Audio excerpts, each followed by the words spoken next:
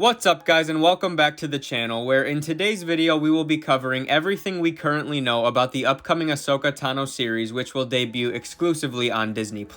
So first things first, what's the show about? The Ahsoka series is a spin-off of The Mandalorian. It's set in the same time period, roughly 5 years after Return of the Jedi, during the early stages of the New Republic era. As you guys will recall, in the episode where Din Djarin ventures to Tython and meets up with Ahsoka Tano, Ahsoka has an encounter toward the end where she presses a woman to reveal the whereabouts of one Grand Admiral Thrawn. And this is the story we will be continuing in the Ahsoka spin-off. It is widely presumed that in this series we will follow Ahsoka as she pursues Thrawn in the hopes that finding him will also reunite her with Ezra Bridger. Now, some quick background for those who are unfamiliar with these characters that I've just mentioned. Ezra Bridger is a young Jedi.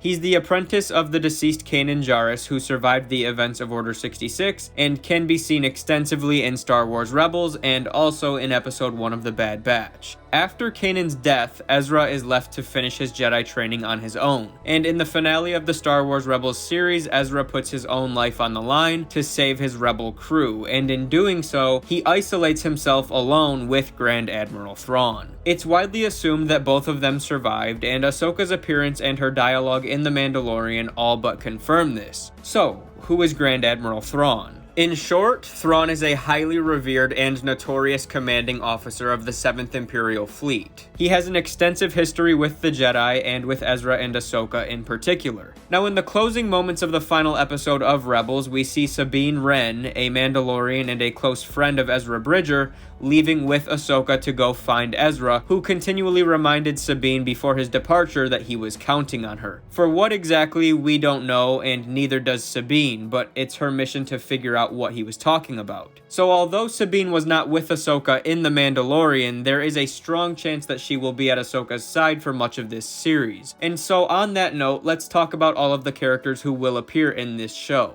Ahsoka, of course, is a guarantee. Grand Admiral Thrawn is as close to a lock as you can get. Ezra and Sabine seem to be virtual guarantees as well, but what about the rest of the cast? The most exciting rumor, which has been all but confirmed by Rosario Dawson herself, is that Hayden Christensen will be reprising his role as Anakin Skywalker and/or Darth Vader in the Ahsoka series. Rosario Dawson, who plays the live-action version of Ahsoka, recently posted a tweet that read, quote, "Sky Guy, they know. See you soon, Snips." And of course, the internet instantly exploded. We all know what that meant, and the rumors only continued to swirl from there, with numerous media outlets proceeding to report the rumor of Hayden's return in the Ahsoka series as a confirmed reality more so than speculation. So assuming it's all true, which I do strongly believe it is based on what I have read, if Hayden appears as Anakin, it will be either in the form of flashbacks to the Clone Wars or as a Force ghost in present time. And I am 100,000% down for either one of those or both. If he appears as Darth Vader,